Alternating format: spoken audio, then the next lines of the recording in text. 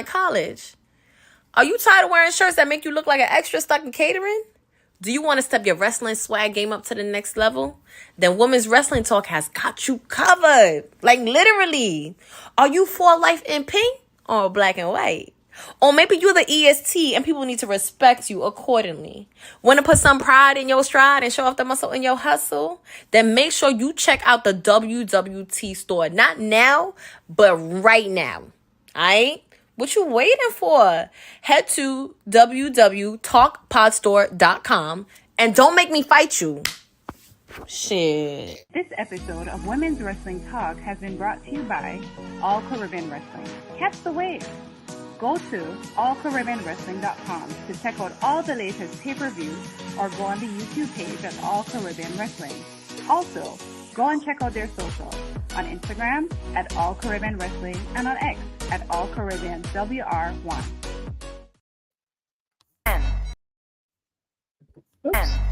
9, 8, 7, 6, 5, 4, 3, 2, 1, 0. Women's Wrestling Talk, the #1 women's wrestling network on the planet.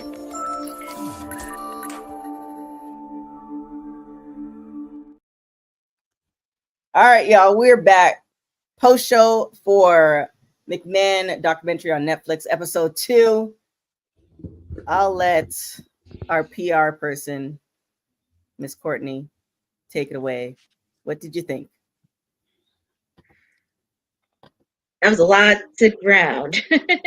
There were some scandals I did not even know about, from the Ring Boys, what happened with Rita. But also the one thing that pissed me off was, what if there was a union? That's the question of the day. What if they had a union? All because of that snitch Hulk Hogan ruined it. Ooh. He was the biggest tonight. It is, yeah, because that would have changed a little bit of everything with that union. And he was just the ultimate snitch and a party pooper. Jesse's trying to do something, and he just wants to do overkill. That just pissed me off to the fullest. But that would have made things so slim if they had a union. So much. Like structure and having the right people run that union. That would have been structure. But then, of course, Vince is doing what he does best. He, from the steroid trial to when he was on Phil Donahue, well, he just doesn't, I'm not going to say he enjoys confrontation, but he just doesn't like to be challenged when it comes to questions that way. He just doesn't like to be challenged because he thinks like, it's my company, I'm right, you have nothing to say. I'm going to do things the right way. No, I don't care what anybody says. And also, they conclude with the steroid trial, which will happen on the next episode. But there was just a lot to cover, and curious what episode 3 is going to have. Ooh, honey. Man, there's so many layers to this onion. Like, you just got to keep peeling it, and the deeper this rabbit hole goes, the deeper we go into this rabbit hole, there's going to be a lot of things to talk about, a lot of things we're going to not like at all. But it's so crazy because like, even like I probably wasn't even around yet when all the in the 80s, and well, I definitely wasn't around in the early 80s, but I'm not sure when they said the Ring Boys thing was happening or what year that was, but that was news to me. That was something I didn't know either. Wasn't shocked about Patterson, only because, I mean, well, not that his sexual preference matters, but it's just the fact that you were one of the 3 stooges of Vince McMahon, or one of the 2 stooges. It was him and Briscoe all the time, and Vince, when they had the corporation years and stuff like that. And it's like, there was just a lot of, the thing that makes me upset is just that there was just a lot of turning away, like people pretending like it didn't happen, or just people refused to talk about it. And it's like, How can you won't even you didn't even take a chance to listen to anyone, you know what I mean? Like, or you know, if somebody act like, I understand the fear of approaching someone that powerful and with that much money and control in business, but to threaten people with money and to say, if you don't please me, if you don't please me, you're not getting your $1 million bonus or whatever the hell it is, or your pay grade. Like, it's just like, it's pathetic and it's sad, but it's unfortunate because it happens. And honestly, it still happens to this day, as we see nowadays in the news, with celebrities, billionaires, even regular people, like just like people like us, like you and me, like just your everyday people. You know, everybody has gone through something of some kind, like, you know, some kind of nature of where I don't want to speak for everybody, but whether there was like abuse involved or lack of a awareness of it and pretending like it didn't happen. I think that's the stuff that really, really angers me. And it's just like, all of this shit could have been avoided if you really cared enough. You know, you cared so much about your business, you didn't give a shit about anybody's personal life.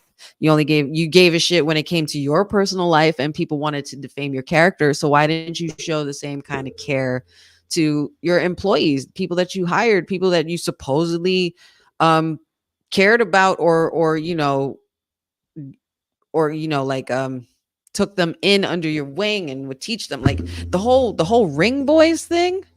My God. Like, I just don't understand that. I don't understand how that could have just kept going on. But the episode, yeah, there's just a lot more. I mean, and I've seen it, but there's just a lot more that goes into all of this, and it's still hard for me because even rewatching it, I still feel confused. I still feel confused a little bit, and it's only 2 episodes that we've watched together, but I still feel confused even with just these 2 episodes, because it's like, what exactly is this documentary about? Is this about McMahon the person, or is this about Mr. McMahon being used as the front runner and the face of what's actually, you know, who Vince McMahon really is? But it's just like, he says the character Vince McMahon is an extension of me. That's an extension of me, just turned all the way up, volume 100.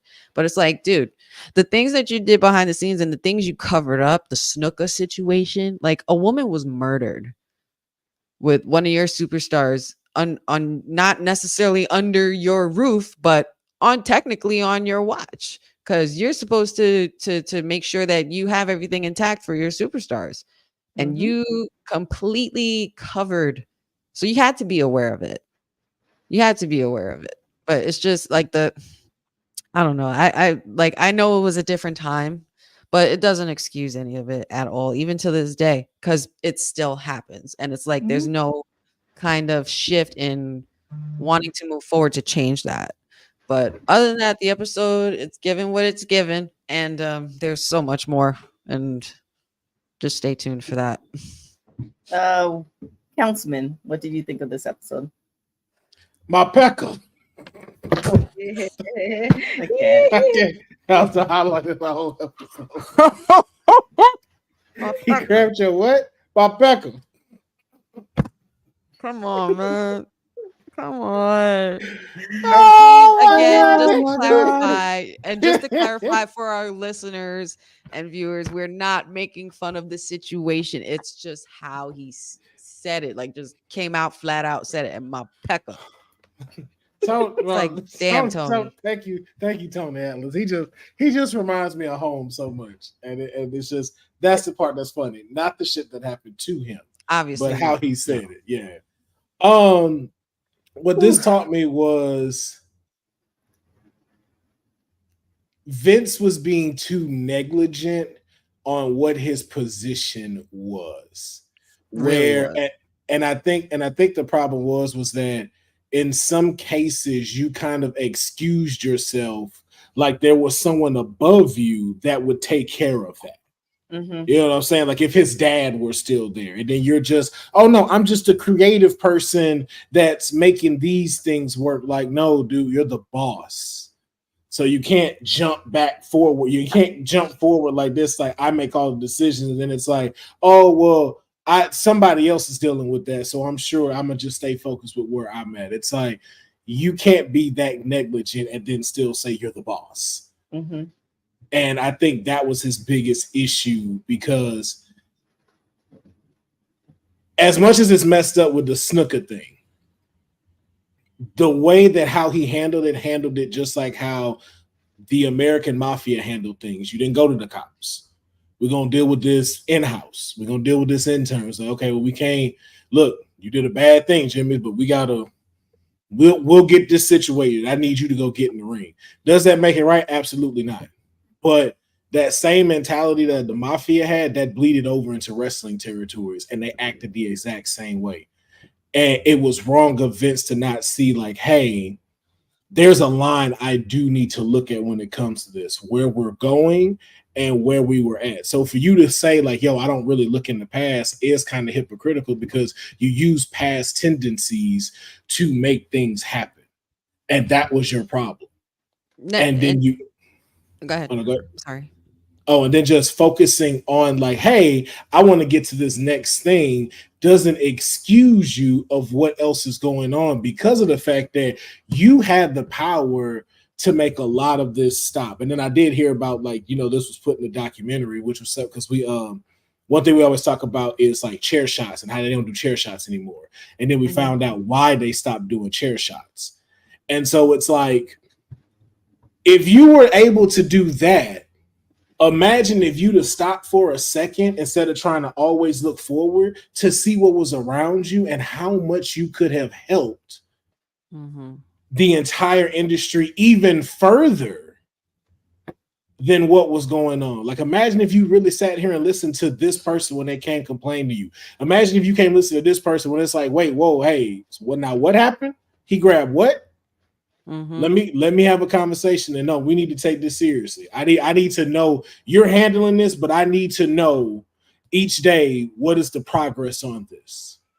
And another thing that angers me here was that you wanted to change the standard of how people viewed pro wrestling and sports entertainment. You wanted to change it from, you know, the grown people drinking all the time, always looking for fights, to kids and for families. But you have people that are working for you that have families and kids that you're abusing and your power, and you know, you're abusing your power, and also you're taking advantage of them and using that to your advantage and trying to persuade them to not leave, and with all these like vile, disgusting actions and things like that. So it's like you're trying to appeal to families and fans outside of you know, for the show itself, but internally in the building and in the office and in, you know, the roster, you just don't give a shit. It's like, so which field are you playing here? So it's really, really, really confusing. But and to Sage D's point here, wasn't McMahon talking about that he didn't like the doc? He definitely tried to buy the rights back before it was released. And he also put out that statement to the point where this documentary wasn't what I thought it was, and I think it's going to be used to confuse the fans. Well, damn it, it did the job, because I'm still confused and I'm rewatching it again and I still don't get it. And it's just like there's no excuse for any of this. No, it's making sense, because again, it's still, because I don't know who I'm looking at. But you do. You're looking at a character that has come to life, that has not only bled into the wrestling world, but now also into reality. Like, you're dealing with a dude who doesn't know who he is. This is a character now. These two people, Vince and Mrs. McMahon, have blended into one. They're now one and the same now. Yeah, they're absolutely one and the same, and you can't tell the difference. So, and what I'm saying is, the confusing part is when he's sitting in that chair and he's answering those questions, Who is that? Is that really you, Vince, or is that So I saw this in the mix of you? I saw this in the trailer. That's that third computer he was talking about. When he mentioned he has computers in here, that's the shit that made me think of this dude may be schizophrenic. Or this dude may be, I don't know the term, like where you have split personality. It's like, bro, like I can tell like there is a battle that goes on in your head. What does this person do? What does Vince do? And then who is this third person? Like, it reminds me of Moon Knight. If y'all ever watched Moon Knight, it was like, yo, that's Vince's head. If y'all watch Moon Knight, I promise you, like, you will see, like, yo, this has to be how Vince McMahon mind works. It's like he's a dude playing as Sage D says, he's a dude playing a dude disguised as another dude. It's like the Sting mask. Take it off, and it's still me. Right. It's weird. But just take a look in his eyes too. You see, it's always something calculating. Like you Always can tell thinking, he's always thinking of like, okay, what would Mr. McMahon say? What would Vince say? And then whatever this third person is, what would that person say? So which one should answer this question? Right. Well, that's the whole thing of why he even bothered doing this documentary, because it goes back to in this episode when he was telling Hulk Hogan to tell the truth, right? Then you go to episode 1, which I referenced when we were talking about with the watch along. Episode 1, first 5 minutes, he says, you guys, like, there's so many stories I could tell you, but I'm not going to. So he already knew from the onset that he's not necessarily, I wouldn't say not necessarily tell the truth, but he's not going to tell the full truth. So I would even go as far as saying there's a third. I would go as far as saying there's in his mind, what can I tell that won't, because this is before all the allegations, before he lost WWE, before he sold WWE. I think what in his mind, he's like, what can I tell that won't get me in trouble? Like, I want people to see all, because another thing that was said in this episode too, I think Stephanie McMahon said, you know, Vince was the one who created Hulk Hogan. He didn't really get the credit from it. So I think another reason why he did this documentary is because he wanted his ego stroke. He wanted the accolades and he wanted people to see that he's done all these amazing things, which if you go back to WWT way back when we were doing the news show, we've always, in particular, like myself and Professor, always say you have to credit this man for bringing wrestling to where it is now. Like ego wise, he wants his ego stroke, his documentary. His ego got him in trouble. But you can see how that could take a toll. Because I ask y'all two things. Do you know who Bob Kane is or who Steve Wozniak is? I know those names. Why do I know those names? Why do they sound familiar? So Steve Wozniak is the guy who actually built the Mac computer. Steve Jobs is the face of it and the genius behind the marketing. But the actual technology that we use, Steve Wozniak is the one that created it. And he's never really he's credited, but no one again in the world knows that. Bob Kane is the guy who created Batman. There you go. That's why I know those. And they screwed him out of his stuff, and they didn't give him his rights to his Batman stuff, I think, until like 10 years ago. And when they approved it the day after he died. Wow. So fucked up. That's so fucked up. And he fought tooth and nail for that throughout his entire life. And you have to, because that's your creation. And it wasn't until he met his end, and right after that, they was like, "Yo, no, it's been approved. Bob Kane will always be given his credit for the creation of the Batman and Gotham series." Yeah, but it's kind of like when somebody writes something about you on social media or in the news or whatever, and then they do what's it called? They do an update, or they do a pushback, or they do I forgot what the writing term is. But they rewrite. It's like, oh, we made a mistake. Nobody ever sees that. Everybody else always sees the bigger. So it's like, yeah, it's great. But, you know, if you look at, for instance, like you're talking about Batman, all the shows, the movies, all this other stuff, it's like, the animated series, and he's also gone. Managed series, games, movies. Yeah, everything. Like money wise, I hope he gets the compensation financial wise, because I personally think that's way more important than the name. But going back to what I said with Vince, because another thing that I'm thinking about too is if all these allegations actually go into court, and this is a Netflix show, right? How many people? Because there's stuff that I watch that has nothing to do with, you know, what I like to watch or whatever. Like I might watch a documentary on ice skating or even the gymnastics that I wouldn't normally. It's not necessarily in my wheelhouse, but because it's Netflix and because it's done in a certain way, I'm going to watch it. I think there's going to be many people who watch this documentary who are not wrestling fans, and now this does go to court, and now it's the what the opinion of this documentary is now affecting the opinion of others. Can he actually really get a fair trial? If it depending on what kind of trial he's getting, if it's a closed thing where it don't require a jury, then yeah. But they're gonna want a jury. If he goes, they're definitely gonna need one. Oh yeah, but again too, jury. But that's if he decide he gonna take it to trial. The trial is him going like, yeah, I'm a fighter. They may be able to still have it to because like right now it's an investigation going on, so it still can come to the point to where it could be closed and a disclosed thing, kind of like he did with these ladies and stuff. So it may not even reach a trial date. Yeah, I mean, yeah, he might settle out of court. And we'll see. And I think that's another reason even why he put this out about saying it about the documentary, because of like, yo, look, I already know what public opinion is about me. We already know how it goes, even just being said these things. Like I had to leave once. I came back, got pushed out again. Like you'll see all of that. You'll see all of that in the last episode because they touch upon that. I can't say exactly what happens, but they touch upon it. And yeah, so it's just you throw all that into the mix. It's just kind of like, yo, I would not go to trial if I was in Vince's shoes. I would find a way to go, okay, what terms can we come to? Like, what are we doing? Here's another question that actually Will and I talked about this morning. Are you, as far as Vince, because I don't think we're actually going to know the true man, right? No, but as far as Vince, the character and the allegations and how he comes off in this documentary, are you truly surprised by his actions? Absolutely not. Nope, I'm not surprised. No. I think what would be surprising for me again is what is your perception to a lot of these things that happen?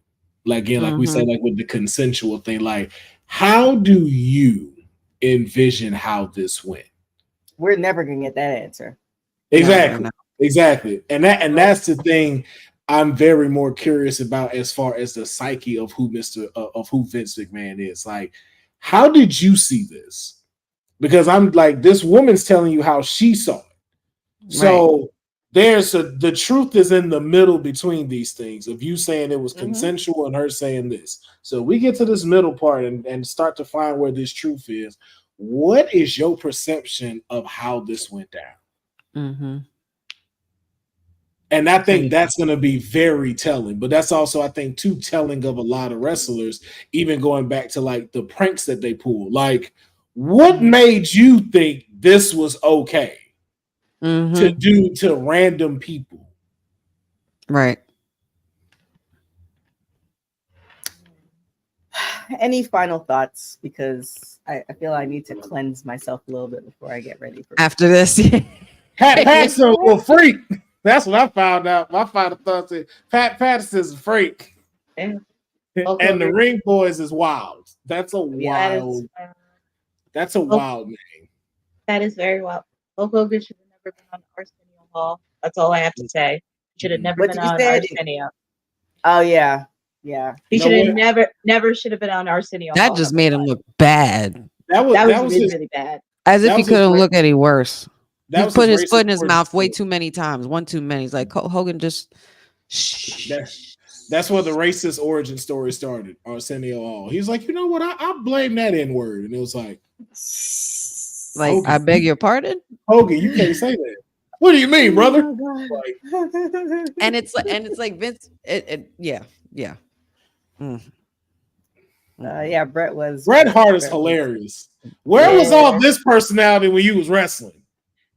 Because this man is hilarious. You know, when you watch Bret Hart's documentary on A&E, it is great. But the one thing, and if you watch several of his interviews, and you know who also is like this too, Medusa. Their stories, how they tell their stories, is very consistent. It's word for word. It's Like the if you watch same Blood, all he the doesn't want. time. It's the same story every single time. Hasn't Like changed. he really hasn't changed. And Medusa's like that too. If you watch all her interviews and what she talks about, same. She does it. There's not like a different variation or one thing that she might have forgot. It's very consistent throughout like the years. Sorry, Drew McIntyre. You're not the only truth teller here. Do they talk about the screw job on this? The name of the next episode is called Screw Job. So dang it! Gear it up. Gear it up. You thought episode 2 was crazy. Go to episode 3. It's only gonna get crazier from there. You have the next episode's called Screw Job. The 4th one is called Attitude. The 5th one is called Family Business, and the final one is called The Finish. It's good. Some good stuff. Damn. It's only 6 episodes. That's what I'm saying. I said that to my husband the other day. I was like, there's no way that this is only 6 episodes. It should be more than that. There's so much more to tell. Somebody in the chat said he should have wrote a book, and I definitely I think I honestly, and I don't know if we'll ever find out the answer. Like I said, going back to everything, like the fact that say you were still with the company, knowing that you have so many secrets that you're going to carry with you to the grave, and you have multiple people that are going to be talking about you in this documentary, right? You're figuring that they'll say, but you just don't know how something might slip.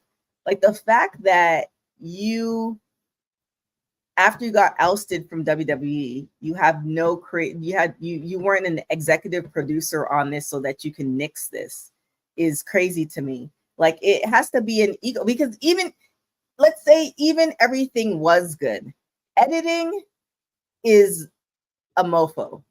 There's so much stuff that we probably didn't see that we're not going to see that's on the cutting room floor. That's one thing. Okay. So, do you have control of the editing? Like you should just wrote a book and in your own words and called it a day. But autobiography, no less. But can I ask this? Write it yourself. But can I ask this one question though? In like 8 years, if you heard Vince music drop at a WrestleMania event, would you still not be excited? Or pop? Oh, forget in 2 years. And that right there lets me see why he let this come out. Because all I'm saying right now, if it's the full thing, all it does is add to the Mr. McMahon character. This man is going to literally go down as the most infamous character of all time. So you're saying that if he were to come out with the book, you would actually get to know who he is, whereas this documentary, it just perpetuates the evil Mr. McMahon and people. That's what I'm getting from these. That's what I'm getting from these first 2 episodes. It seems like that's the route y'all gonna go. That y'all are focusing on him rather than the actual person. Because the fact that I haven't heard them talk about him becoming a father. Like, or how did that feel with you becoming a dad, especially the way you were in the episodes? It's like, where's the family members? Where's the cousins? Where's your so brother? None of that's in any of the episodes. Barely. The only family that's in there is Linda, Stephanie, Shane, and they're talking about the business. They're not talking about his personal, or how he grew up. I understand if you don't want to talk about how he grew up. I understand why you wouldn't want to talk about that, but even still. People are the birth of your curious, first child, or the birth of your third child, Hornswoggle. Like, why wasn't that talked about? Or your grandchildren, or stuff like that. Yeah, I can see what you're saying. Yeah. And that's the part that's why I said to Professor yesterday why it left me still confused, because it's like I'm not sure exactly what this documentary is about, because it didn't feel like it's a personal biopic or like a docu-series. It feels like it feels like an attack again, and it also feels like this is just because it also makes me it makes me also see why he wanted to buy these rights back and destroy the Netflix documentary. He probably wanted to recreate a whole new one, a different one, because but I can't say exactly in the ending. I do want to say it, but I can't say it. It's like he's there in the interviews, and then things happen while things are happening while he's in that interview. Oh, like things are coming out while he's in the interview. I wonder Mhm. if they did ask him about his family life, and one, he chose not to answer it, or he didn't give enough of an answer for them to make. Because when you make these documentaries, it's like you usually have a game plan of what the direction you want to go to, and then you bring it around the content. So I wonder if they did ask him about his family and certain questions, he didn't give them enough for them to actually make something out of it, or they, to Honey's point, they already had an ulterior motive, and the questions that they wanted, that's what they were kind of angling for.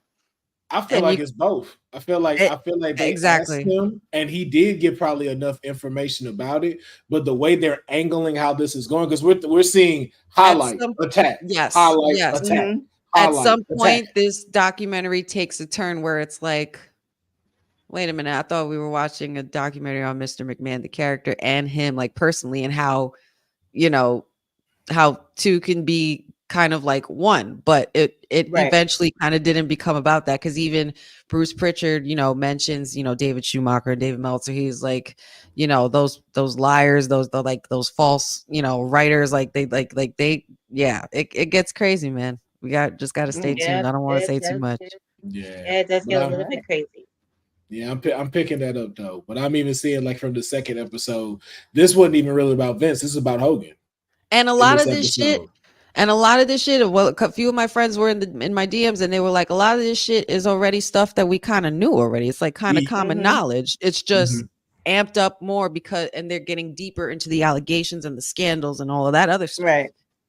Well, it is too also piecing together where these things actually fell into play. So, like, even like Sergeant Slaughter's like, oh, y'all angled this with around Desert Storm. So it's like, oh, okay, I'm seeing now the pieces of, okay, how we go from this drug scandal and how we get into the new generation with Shawn Michaels, Bret Hart, and them. Okay, I get why we moved into that now, and I didn't realize how close though. Like, it started to go like, no. So this actually happened this time. Then this happened right here, because you'll think like, oh, the scandal started when Bret Hart and them and Shawn Michaels were already there. It's like, no, that was before they even got to be like the name thing, and Raw was there. So it's like, okay, you're starting to piece the timeline together with everything. I'm just gonna end it. I'm just gonna end my final thought with this, and then we can go from there. But I just want to reiterate the quote that Vince McMahon put out before this documentary was dropped. I don't regret participating in this Netflix documentary, quote unquote. The producers had an opportunity to tell an objective story about my life and the incredible business I built, which were equally filled with excitement, drama, fun, and a fair amount of controversy and life lessons. Unfortunately, based on an early partial cut I've seen, this documentary falls short and takes the predictable path of conflating the Mr. McMahon character with my true self, Vince. The title and the promos alone make that evident. A lot has been misinterpreted or left out entirely in an effort to leave viewers intentionally confused. Moi. The producers use typical editing tricks with out-of-context footage and dated sound bites, etc., to distort the viewer's perception and support a deceptive narrative. In an attempt to further their misleading account, the producers use a lawsuit based on an affair I ended as evidence that I am, in fact, Mr. McMahon, the character. And I hope the viewer will keep an open mind and remember that there are two sides to every story. Y'all, I just discovered I might have a surprise for you guys. If I can make this happen, this will be great. But fun fact, if you guys didn't look, the director is also the same director for Tiger King. Yes. Yep. Yeah. Mm-hmm. What you try to say? And we all know where that went. Man, that was a wild documentary. That was a wild.